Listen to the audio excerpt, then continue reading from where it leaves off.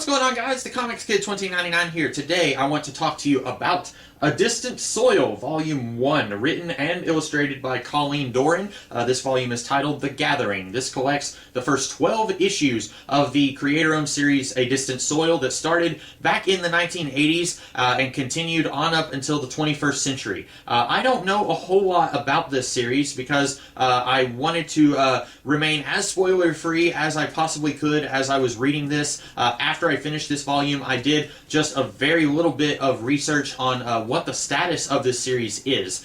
First, I want to talk a little bit about this book itself, and then I will talk a little bit about the future of the series and where it is heading. So, I really like this a lot. This is part space opera, part earthbound sci-fi kind of thing. It's got a little bit of like telepathy and telekinesis, so there's kind of an X-Men element to it, I guess.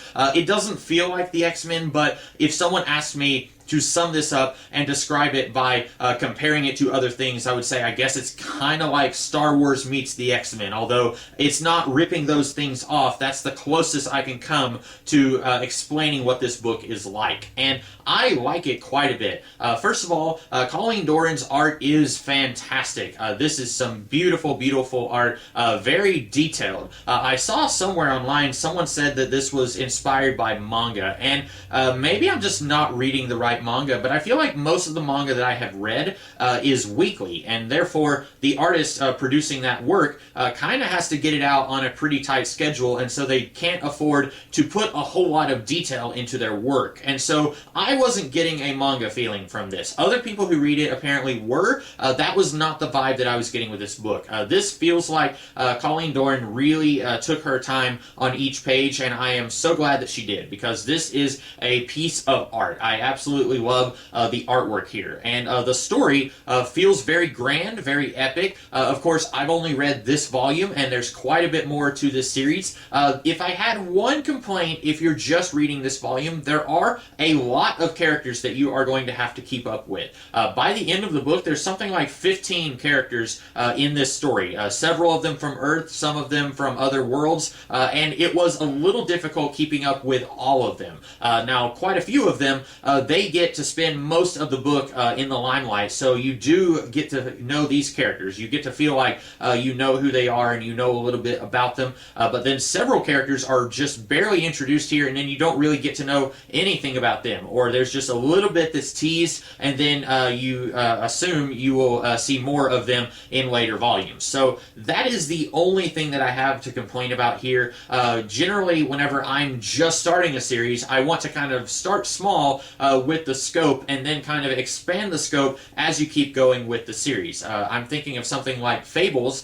Fables was a huge epic. It lasted over 150 issues, I think, and then there were also several spin-offs that featured characters introduced in that series, but the first volume has 3 or 4 major characters that you're focusing on, and then you kind of get to spend time with some of the other characters as the series continues. And I wish this had done something kind of like that. Also, since this is a big giant space war that spans galaxies, I do wish that the conflict was a little bit more clear-cut. At the very beginning of the book, or close to the beginning, when we start to hear about this conflict that's going on that has wrapped up some of these characters on Earth and gotten them involved in it, we find out that one of the guys who is explaining this conflict is lying about who he is. And then we don't really know a whole lot more about him. Why is he lying? Why can't he tell them the truth about who he is? And then you find out that his enemies are really bad people. But if he's lying, then is there more that's going on here that we don't know about? And that's something that, with so many characters that you are having to keep up with, I do wish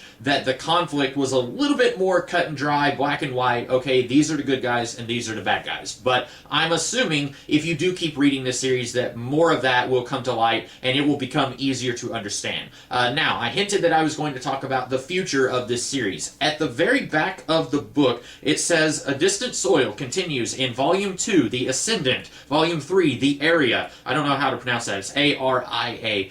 Volume 4, Coda, and Volume 5, Requiem. Now, Volume 1 and 2 were remastered in 2013 and 2014. I have the remaster of Volume 1. It looks great. I don't know what the non-remastered versions look like, but back in the early 2000s, late 90s, the first 4 volumes came out in, I'm assuming, lesser quality printings. But the good thing is, if you get the 2 remastered volumes and then you want to keep going, the earlier printings, they continue with the same issue numbers. Sometimes you'll see a series will be collected in trades. It might be 5 issues for the first volume, and then later they will reprint that series and they will call it Volume 1 again, but this time Volume 1 will collect the first 7 or 8 issues, and that always frustrates me because then you've got overlap. If you're missing some of the volumes from the first run, you can't just go and pick up a volume from the reprinting because they're reprinting new issues and it doesn't line up. This is not doing that. This collects the first 12 issues. The original Volume 1 also collects the first 12 issues. I like that.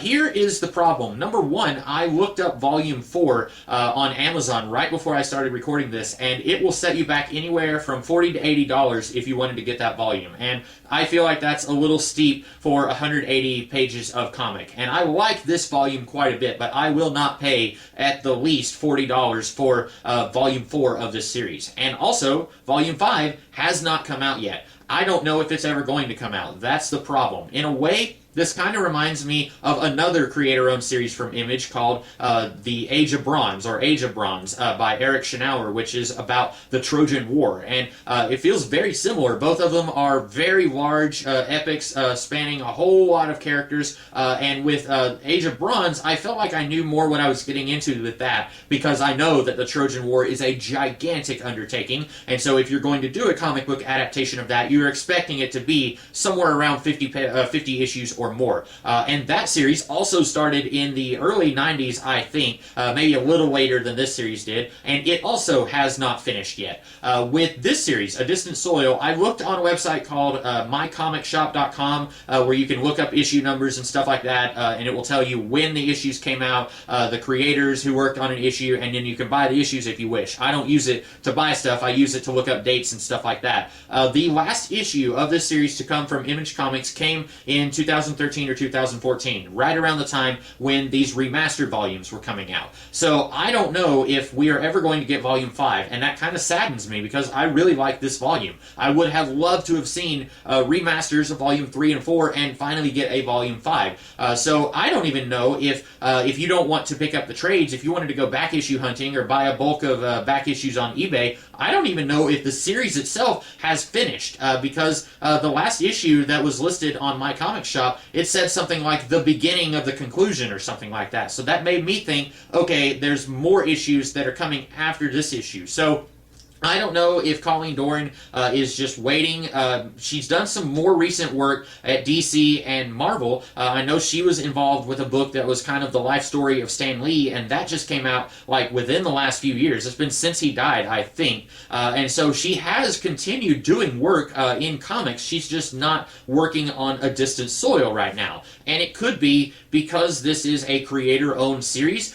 She is having to put her own time and money into this, and she just can't afford to do that, so she's having to work for hire for other companies to pay for what will eventually go into this series. I don't know how it works. If you go to Image Comics and you do your own creator-owned series, you're writing and drawing it, I don't know if you're having to fund the printing of it or if they pay for some of that. I really don't know how any of that works. But anyway, I'm a little disappointed that the series started before I was born, well before I was born, and it still has not finished yet. I would love to see it finish. I'm not trying to say, how dare you, why didn't you finish this comic? Come on, what are you doing? Are you lazy? I'm not saying that. The only reason I say I'm a little disappointed is because I love this volume so much, and I want to see more from this world. Unfortunately, I am not going to pay $40 to $80 for Volume 4. I could still seek out Volume 2 and Volume 3, and I probably will. I'm a little hesitant to buy Volume 3 since that has not been remastered.